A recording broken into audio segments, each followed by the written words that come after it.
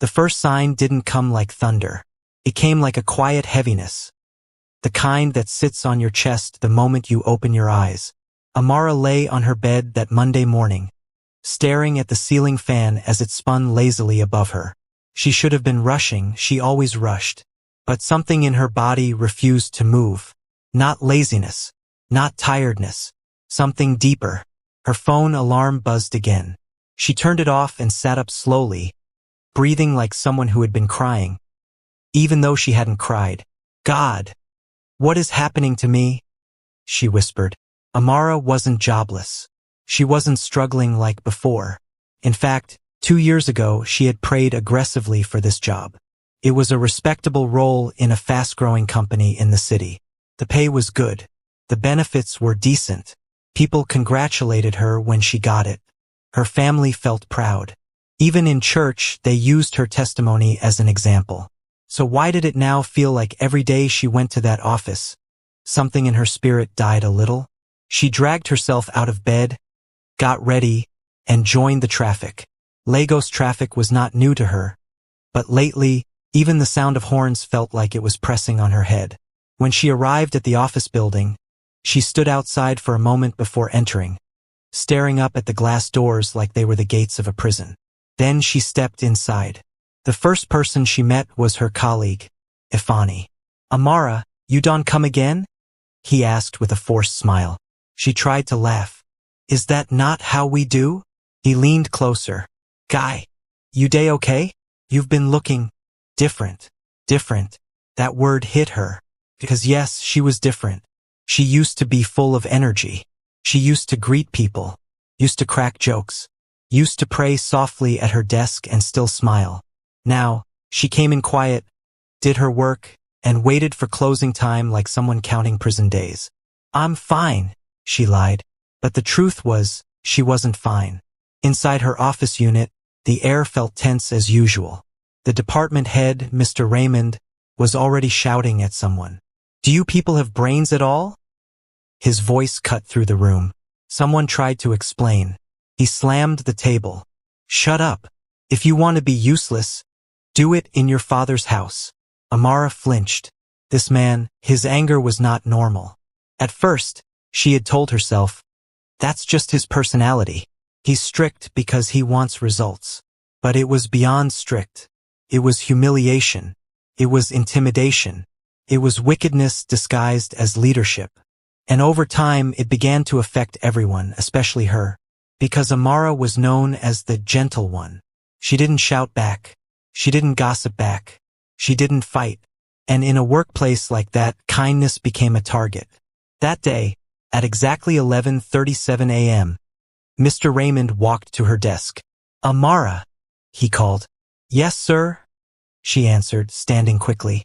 He dropped a file on her desk. I need these reports finalized and submitted by 2 p.m. Amara's eyes widened. Sir, that report normally takes at least 1 full day. There are approvals. He leaned closer, his voice low but dangerous.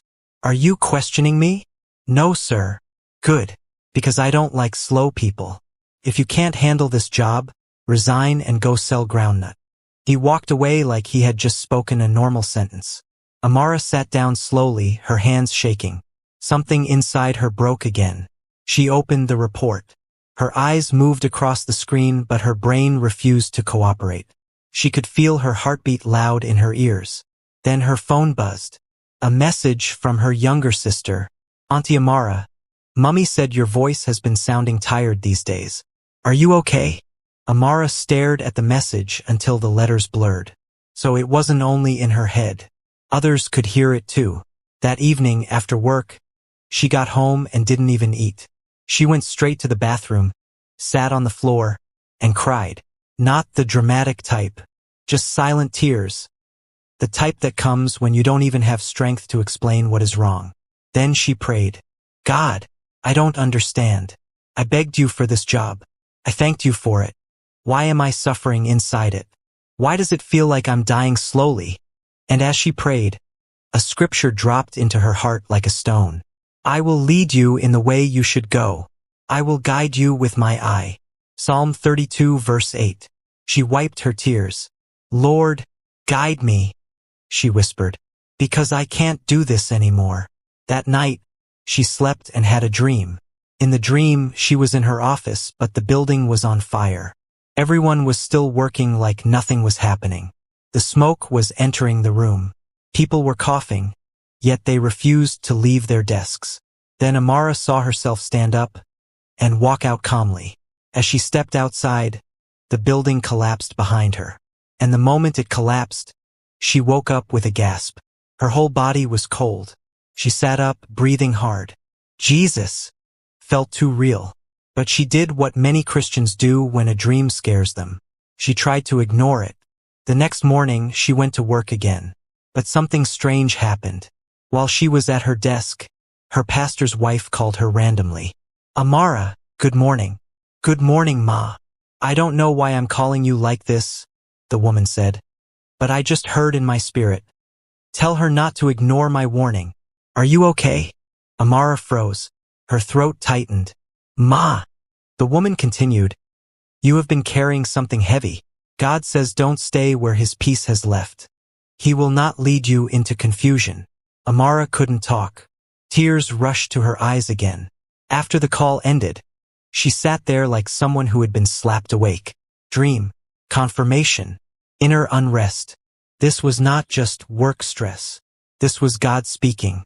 But still, she was afraid. Because what would people say? After God gave you a good job, you left it. Are you ungrateful? Are you lazy? And there was another fear too, money. Amara was helping her mother. She was paying her younger brother's school fees. She had rent to pay. She wasn't rich. So she did what many people do when God starts pulling them out of a place. She delayed obedience. She stayed. 2 weeks later, something happened that forced her to see the truth clearly. It was a Friday. Mr. Raymond called for a department meeting. The room was full. Everyone looked tired already. He stood in front and said, There's a client deal we need to secure. It must look attractive. Amara nodded, taking notes. Then he smiled. And when Mr. Raymond smiled, it was never good. He said, So, we will adjust the numbers. One person asked carefully, Sir, adjust how? He replied casually, We will inflate the performance figures. Just make it convincing. The client won't verify everything. The room fell silent. Amara's stomach turned. So this was it. This was the real spirit behind that office. Not excellence. Not leadership. Compromise. Fraud. Dishonesty. Mr. Raymond looked around. Any questions? Amara's heart was pounding. She raised her hand slowly. Yes, Amara? She swallowed. Sir, is that not lying? The room went still. People's eyes widened like, she don't die. Mr. Raymond stared at her for a long time. Then he laughed. Cold, mocking laugh. Amara, I always suspected you were one of those church people that don't understand reality. People chuckled nervously. He leaned forward. Let me advise you. If you want to be successful, don't bring your morals here. This is business. Then he looked at others. If anyone feels too holy, they can resign. He said it like a joke, but his eyes were sharp like a knife. Amara felt something rise inside her. Not anger, clarity, because at that moment, she heard God in her spirit like a quiet but firm voice. This is why I've been warning you. She left the meeting shaking. At her desk, she stared at her computer screen, but her eyes were no longer seeing the work. She was seeing the dream again. The building on fire, people working inside smoke, refusing to leave, and God pulling her out. She knew now. This place was not just stressful. It was spiritually dangerous. That night, she went home and prayed again. Lord, I hear you, but I'm scared. If I resign, what next? I don't want to make a foolish decision. And then she remembered something her pastor once said. Obedience is not always a jump. Sometimes, obedience is preparation. So Amara did not resign that night. Instead, she made a plan with God. She began to save aggressively. She reduced unnecessary spending. She started applying for jobs quietly. She updated her CV. She began learning a new skill online at night, something she had always wanted to do: project management and remote work.